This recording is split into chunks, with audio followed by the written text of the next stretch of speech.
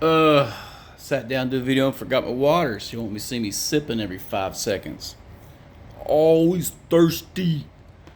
Um, this morning I was musing over something that popped up in my game, and I made a ruling that a friend of mine was doing. Multi-class characters and their hit points. I know Raw says we divide. I've changed it up for convenience and ease of use because it's been driving me crazy, and I don't like decimal hit points. There's no such thing as a 0.5 hit point, people.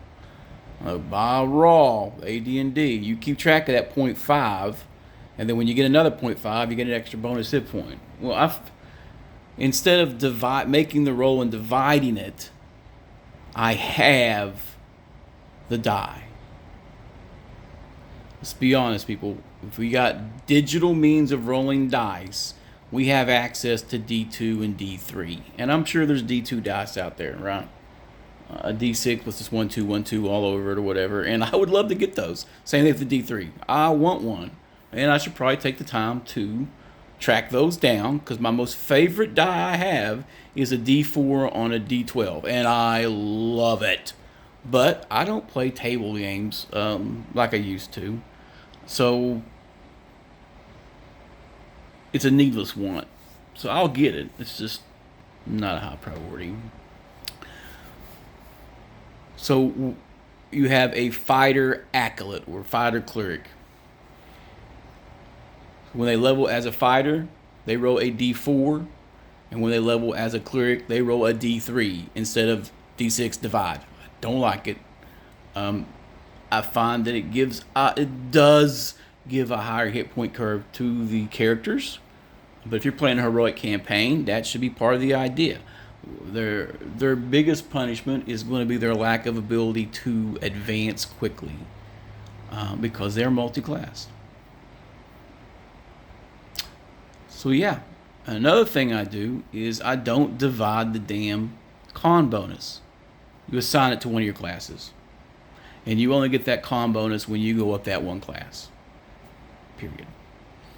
So if you have someone who's combo thief, they're naturally going to put it on the thief side, because the thief side advances faster and they'll get their con bonus quicker. I realize that is a little meta, but it does get the survivability to your characters. And low hit points for multi-class characters are a huge handicap. And they're still going to have a lower threshold, but their progression is so much slower that while the single class characters are going to be on average, 2 levels higher than they are, their hit points are going to be so much lower than what's needed for some generally large encounters.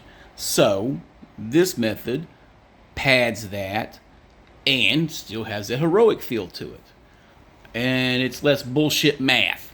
All right, less bullshit math, less possibility for error, and less possibility for fudging. Players fudge. They will bullshit their hit points on you. I didn't realize I was giving myself an extra hit point every level. Sure. That's players, bud. That's players. I need to readdress my party, because someone's got an ion stone that gives them +1 hit points per level, and I don't think we've been applying it, or it's not been flying around their head. I'll be like, who's got that? Because it flies around your head, and I'm pretty sure it's the thief, which means you can't hide in shadows if you have a rock orbiting your head.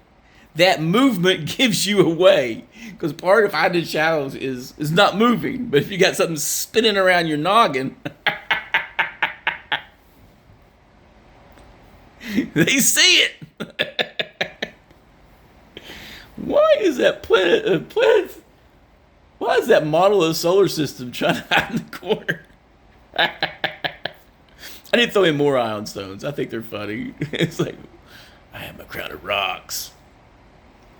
Yeah, but max hit points at first level, con bonus on one of your one of your classes, not divided, and simplifying the die roll for hit points. I know it bumps the curve.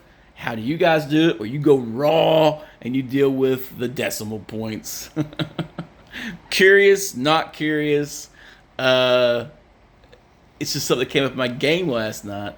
And another thing about followers, which I need to talk about followers here in a minute. How you attract them into BX games, because it's not actually listed in Old School Essentials. It says you get a stronghold at any level as a fighter, but it doesn't say how many people you get. And so I'm making charts, and I'm delving deep into the older editions to do so. So I'm going to compare Beckme versus AD&D for the Dwarf. All right, just thought I'd throw it out there. How I do multi-class hit points. Y'all have a great day.